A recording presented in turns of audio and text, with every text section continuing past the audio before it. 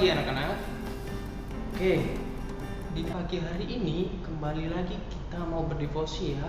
Sebelum kita melakukan setiap aktivitas kita di hari ini, alangkah baiknya kita datang kepada Tuhan, minta pertolongan Tuhan, minta penyertaan Tuhan, agar satu hari kita selalu disertai oleh Tuhan ya.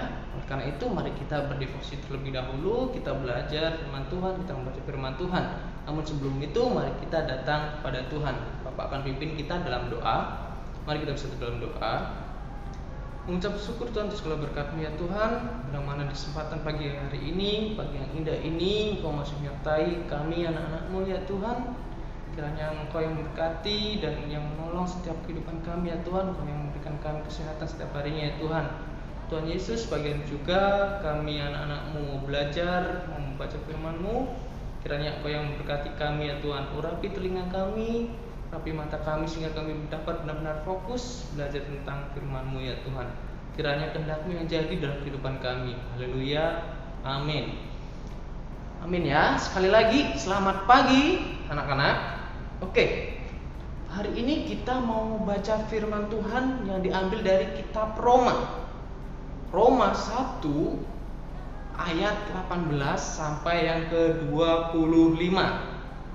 Roma 1 ayat 18 sampai yang ke-25. Nah, nanti anak-anak baca secara mandiri ya ayat ini ya. Nah, secara tidak langsung ayat ini nih membahas tentang hukum Allah terhadap kefasikan dan kelaliman manusia. Nah, fasik itu apa sih? Fasik itu adalah ketidaktaatan manusia. Nah, lalu apa Pak yang mau kita bahas? Oke, di pagi hari ini Bapak mau bahas tentang Alkitab. Di mana Alkitab ini sebagai pemandu dalam kehidupan kita. Ya, Alkitab ini sebagai pemandu dalam kehidupan kita.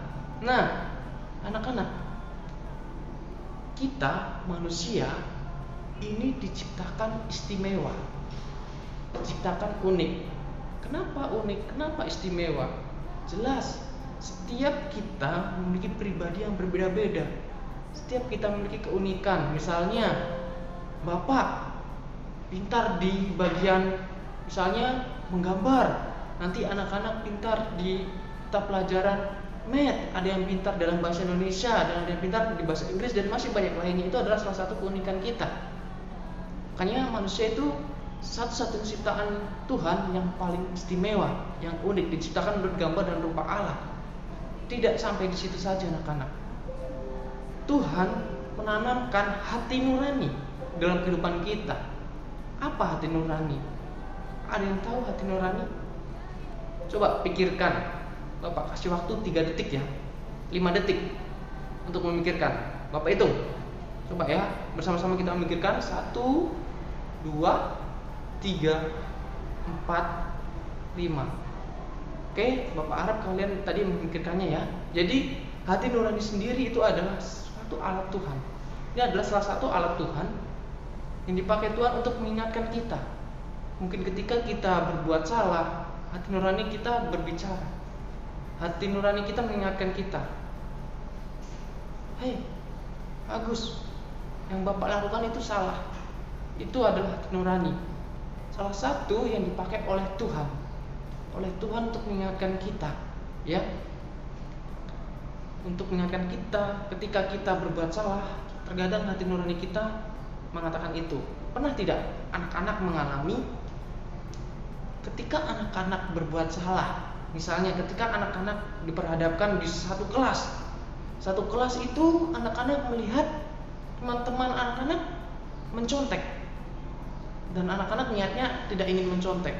Tapi karena melihat kanan, kiri, depan, belakang teman-teman anak-anak mencontek, akhirnya anak-anak ingin mencontek. Padahal ada nih dalam pemikiran anak-anak, dalam hati anak-anak, bagus, itu jangan dilakukan. Anak-anak itu jangan dilakukan, mencontek itu nggak baik. Tapi karena melihat sekeliling anak-anak pada mencontek, akhirnya anak-anak mencontek. Nah, setelah mencontek ada rasa penyesalan, ada rasa salah. Ya ampun, kenapa ya Tuhan tadi saya harus mencontek? Padahal saya sebenarnya bisa mengerjakan itu. Kenapa saya harus mencontek? Pernah tidak Bapak secara mandiri, Bapak secara pribadi pernah mengalami seperti itu anak-anak. Ketika Bapak berbuat salah, setelah melakukan kesalahan tersebut, Bapak merasa ada penyesalan tersendiri dalam diri Bapak. Kenapa Bapak harus melakukan hal itu? Ya, itu adalah salah satu yang Tuhan tanamkan dalam diri kita untuk mengingatkan kita untuk hal yang benar.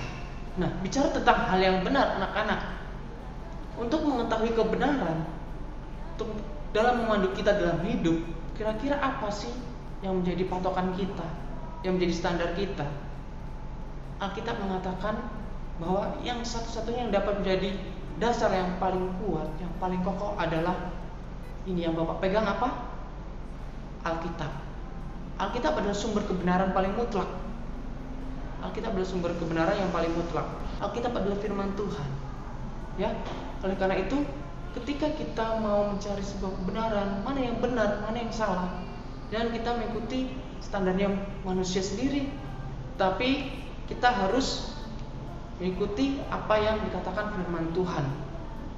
Oleh karena itu, di sini dikatakan bahwa Alkitab inilah yang memandu kita dalam hidup.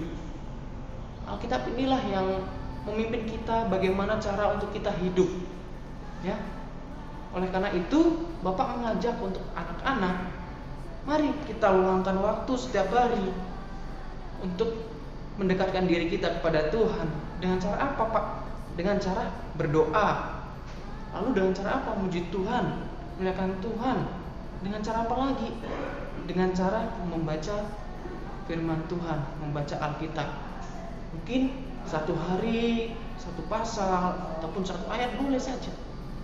Yang penting kita punya relasi dengan Tuhan setiap harinya. Ketika kita memiliki relasi yang baik dengan Tuhan, Tuhan akan memimpin kita ke dalam hidup yang benar. Ya, jadi harapannya anak-anak terus memberikan hidup anak-anak untuk Tuhan sepenuhnya ya. Biarlah kiranya Alkitab ini menjadi satu-satunya jalan kebenaran dalam hidup kita, yang membantu kita untuk senantiasa hidup di dalam Tuhan Yesus, hidup untuk taat dan patuh kepada Tuhan Yesus ya.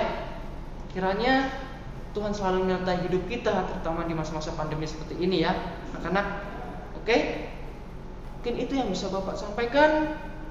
Kiranya Bapak dan anak-anak terus belajar untuk menyerahkan hidup kita masing-masing kepada Tuhan, untuk menjadikan Alkitab menjadi sumber satu-satunya sumber kebenaran untuk kita terus hidup di dalam Tuhan. Oleh karena itu, mari kita, Bapak tekankan sekali lagi, mari kita terus dekatkan diri kita kepada Tuhan, baca firman Tuhan, kita memuji nama Tuhan, kita berdoa ya. Oke, mari kita bersatu dalam doa. Terima kasih Tuhan atas segala berkat-Mu ya Tuhan. Bila mana pagi hari ini, di waktu yang singkat ini ya Tuhan, kami boleh kembali belajar tentang firman-Mu ya Tuhan. Kiranya Kau yang menyertai setiap kehidupan kami, ajarkanlah kami memiliki pandangan, ajarkanlah kami memiliki pemikiran bahwa satu-satunya sumber kebenaran adalah Alkitab ya Tuhan, satu-satunya sumber kebenaran adalah firman-Mu ya Tuhan. Oleh karena itu, berilah kerinduan untuk kami senantiasa dekat kepada Engkau, berilah kerinduan untuk membaca Alkitab ya Tuhan, agar kami dapat semakin mengenal kehendak-Mu ya Tuhan. Haleluya, amin.